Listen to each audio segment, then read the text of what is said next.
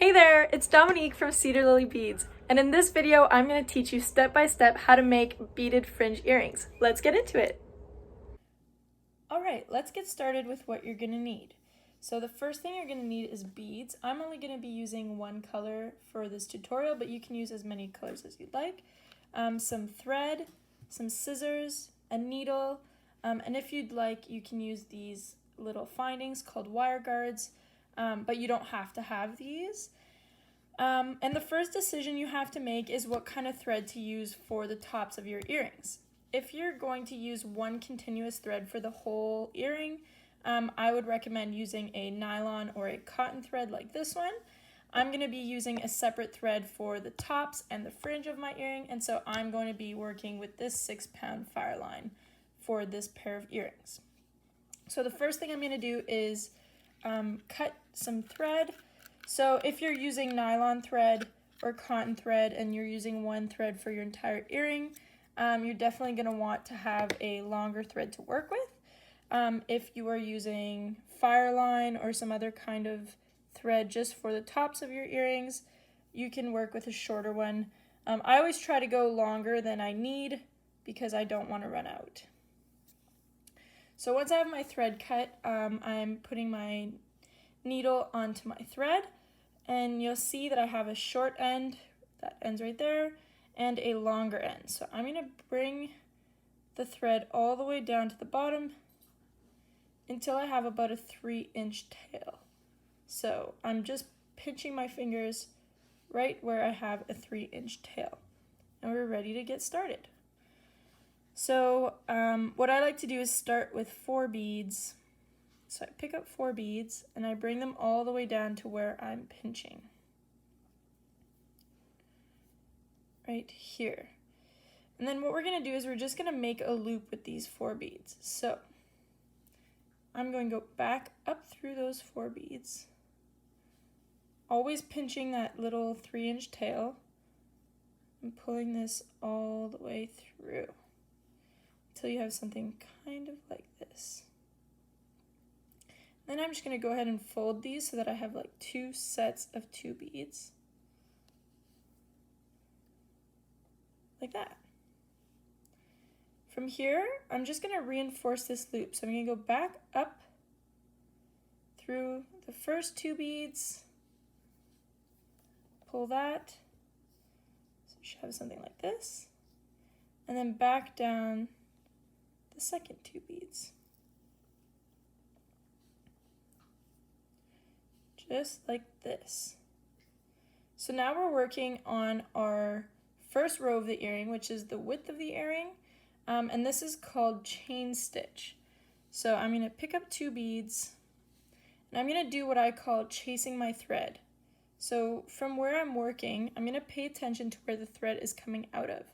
So right now the thread's coming out of the bottom of these 2 beads, so I'm going to chase my thread by going from the top to the bottom, just like this, and pushing that through until those 2 beads kind of snap into place right there. So now I need to bring my thread into the position where I can add more beads. So I'm going to go back up through the 2 beads we just added. Pull my thread through. So now we have this nice and tight, and you can make sure it's nice and tight there.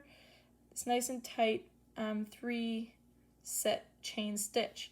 So you're going to keep doing that until you reach the width that you want for your earring. So now I'm paying attention to where my thread comes out of, and I'm chasing my thread. So now that it's coming out of the top, I'm going to go from the bottom to the top and pull through, and then reinforce by going from the top to the bottom of my new beads.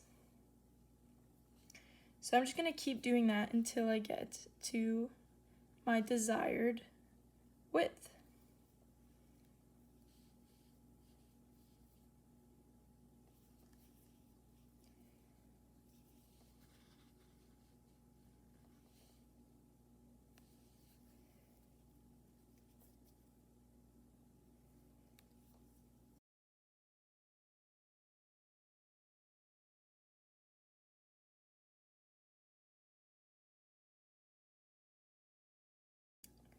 Okay, so I have a 9 bead wide row here, and I'm ready to start my next row. So if you're planning on making an earring that has kind of like a V point with the fringe, you want to make sure you have an uneven number in your first row so that it becomes nice and symmetrical. I always just go with uneven just to be safe regardless of what design I'm making. Okay, so now my thread is coming out of this top bead here, and I'm going to start adding rows in this direction. So what I'm going to do here is, and this is how you're going to start every new row, pick up 4 beads, and then go under the bridge between the second and third last bead of the last row. So the bridges, I don't know if this is a little bit blurry, are the pieces of thread that connect the top of these beads here. So I want to go through the second bridge closest to my thread. So not the first one here, but the second one. I'm going to bring my needle underneath that thread and pull, but not pull too tight. I want to leave a little bit of a loop here. And then I'm going to go back up this way through those last 2 beads that I've added. The ones closest to the bridge where my thread is going underneath. Oops. Just like so. I'm pulling that here. Now, as you can see, these 4 beads don't lay very flat together, so I'm going to reinforce this by going down the 2 first beads and then back up through those 2 second beads. So I'm just reinforcing that set. So that's the first step of every first row, and then we're just going to continue on with a similar technique, but a few fewer steps. So now you only pick up 2 beads, you go under the next bridge, so the thread that goes between those beads, pull that through, but don't pull it too tight, and then go back up through those 2 new beads and pull. As you can see, as we do this, it's creating bridges between the next row so that we can do this over and over again. So pick up 2 beads, oops, go under the next bridge, pull it through, and then go back up through those 2 newest beads and pull. And you're doing this for the rest of the row. And don't forget, each row you're going to have 1 set of beads less since we're doing a decrease. And back up. Pick up 2 beads, go under the bridge, pull, and then go back up. So this is a simple brick stitch technique. You can use 2 beads or 1 beads to do this. 1 bead, sorry. But I like to use 2. I find it just looks the way I want it to better. Okay. So I'm putting my last set of beads here. Going back up through those last 2 beads. And as you can see, I'm in a position to start the next row because I can't add any more beads to the side. And my thread's coming out of the top of that last bead. So same step as the other row, we're just doing it going the other direction, but you can just flip your work and work in the same direction if that makes you more comfortable. So I've picked up 4 beads and I'm going under the second bridge here. Pull that through and then go back up just the last 2 beads. 1, 2. The ones closest to the bridge. Then you have this wonky little thing, so we're going to reinforce that by going down through the first 2 beads and then back up through those second beads, and then we can continue our brick stitch all the way to the end of the row. So you're going to keep going through these steps until you get to the top, which is a row that has just 2 sets of beads.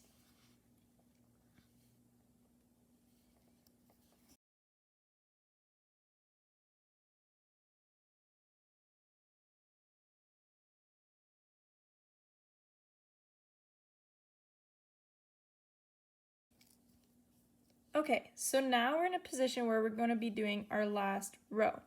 I'm going to switch out my needle here. I'm currently using a size 11 gold eye needle, and it's a shorter one. And this needle doesn't fit in these wire guards, so I'm going to exchange it for a longer, slimmer needle. So I like to use either a size 16 or a size 13 needle for the wire guards part. If you're not using wire guards, you're basically doing the exact same steps, just not going through the wire guards. But for this tutorial, I will be using wire guards. So our last row, we're still going to pick up 4 beads, and we're going to do the exact same thing as we would when we start a new row. So go under that second bridge, which is the last one of that row, and then back up through the last 2 beads. So before we go back down this first set of beads, we're going to pick up a wire guard. And so wire guards are these little U-shaped metal findings, and they make sure that your earring kind of stays on the fish hook finding, which is the piece that goes into your ear, and it protects your thread from breaking from wear and tear. So it's just kind of nice, and they're kind of cute. They look like little horseshoes, but it does make your beadwork last a lot longer. And they have these little tube shapes at the ends of them here. I don't know if you can see that. So anyways, we're going to go through the wire guard. So I've already gone through one side, and then I'm just going to go down the other and pull. So as you can see, my thread kind of clicks into it here. And then I'm going to finish off that step from that first row. So I'm going down through the first 2 beads of the row and pulling all the way through so that that wire guard snaps into place, just like that. I'm going to go back up through the last 2 beads and the wire guard, like this. Pull that through.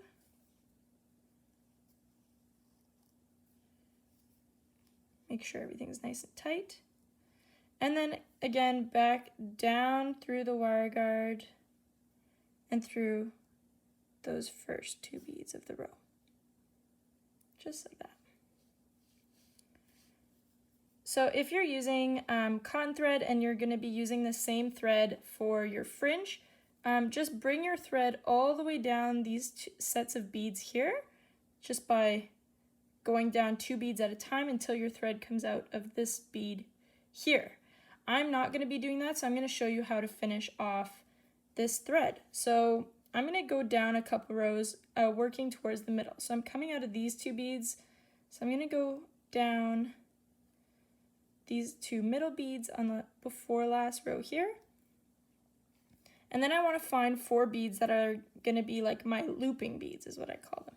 So I'm going to do these 4 beads here, the 2 sets of 2 beads in the middle of that next row.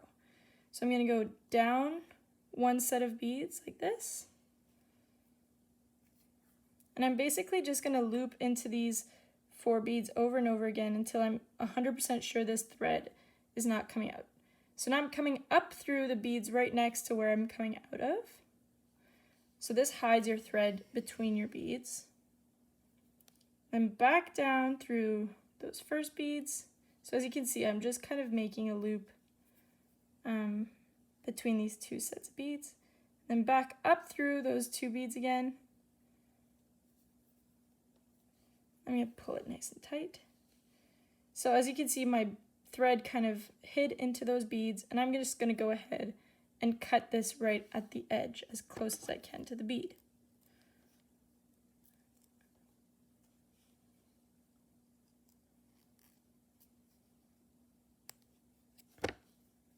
Okay.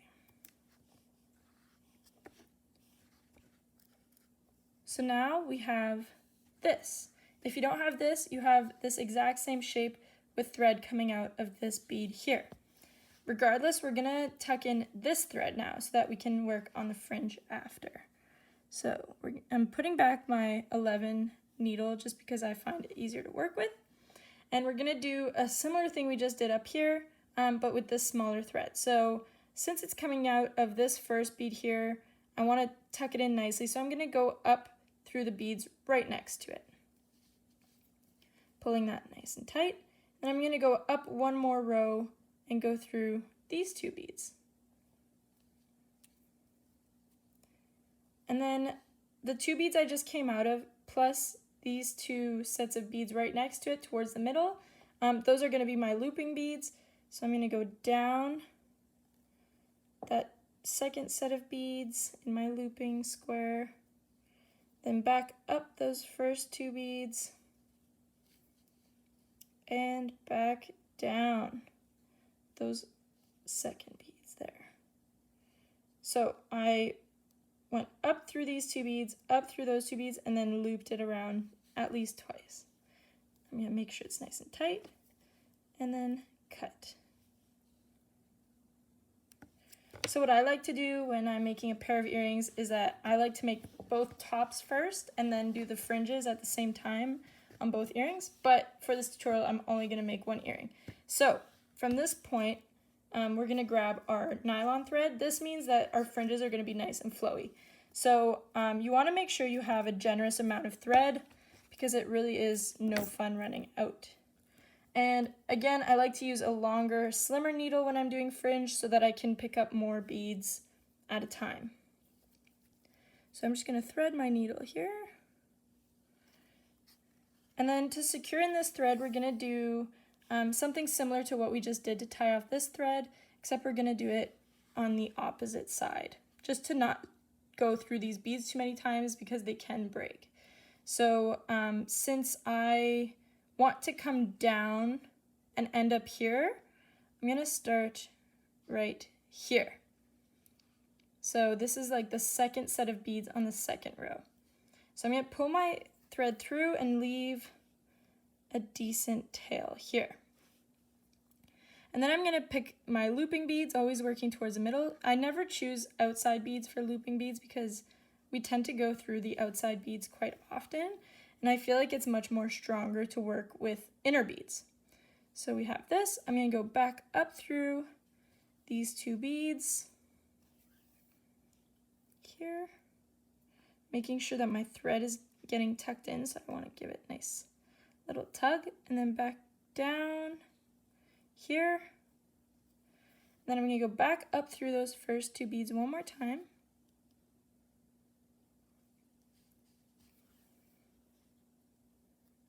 Make sure this is nice and tight. So one way I like to check is if I pull this thread shouldn't move. If it moves, keep looping, it's not tight enough. But this is tight enough, so I'm going to go ahead and cut this tail end off.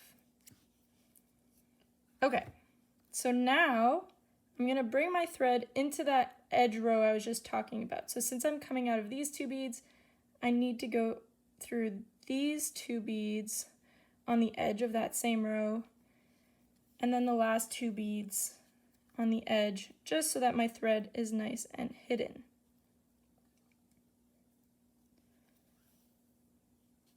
So now, as you can see, we're in a position to start our fringes. So to make a fringe, once you're here, you pick up the amount of beads you want for your row. So I'm just going to go ahead and do that.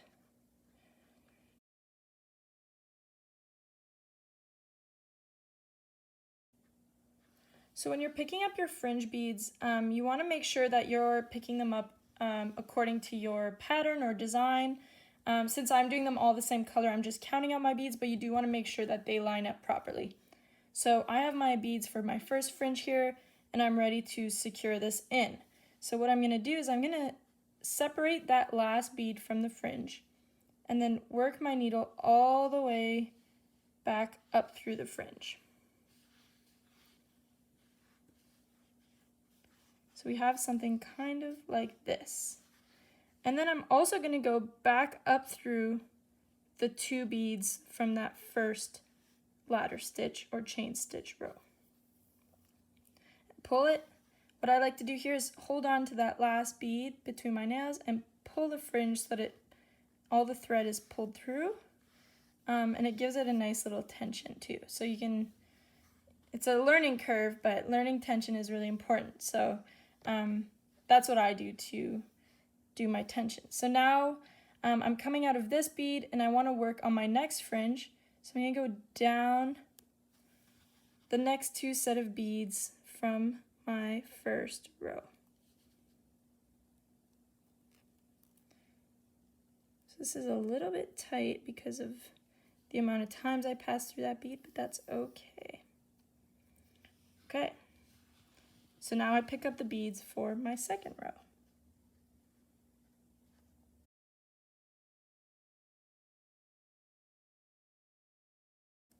Bring that all the way up, dropping that last bead, and then going all the way back up. So this doesn't always work. If you're making really long fringes, you're gonna have to do it in bits and pieces. You won't be able to put it all on your needle. That's okay, as long as you're going through all those beads and not creating knots, that's all that matters. So I'm holding that last bead just to pull all of the thread through. And then I have 2 nice fringes. Next step is go through the next 2 beads from that ladder stitch, add the fringe, and work through that way. So that's how you do fringe all the way to the end. So I'm going to do all of mine.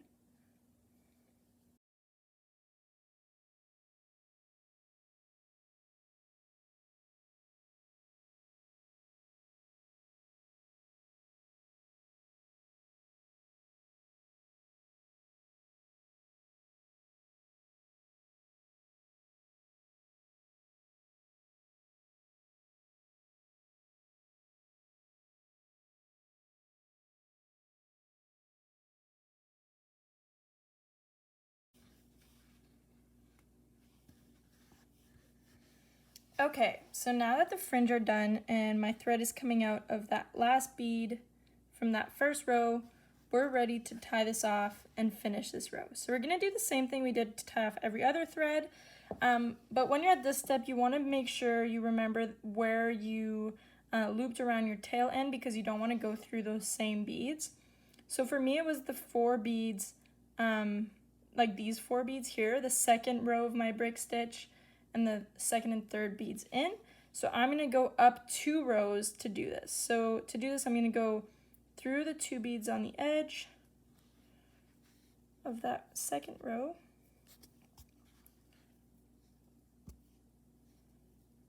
Like this.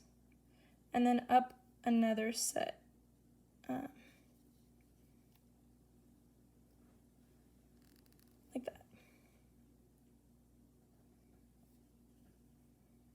And I'm gonna loop my thread around these 4 beads here. So the 2 that I'm going through right now, which are next to where my thread is coming out of,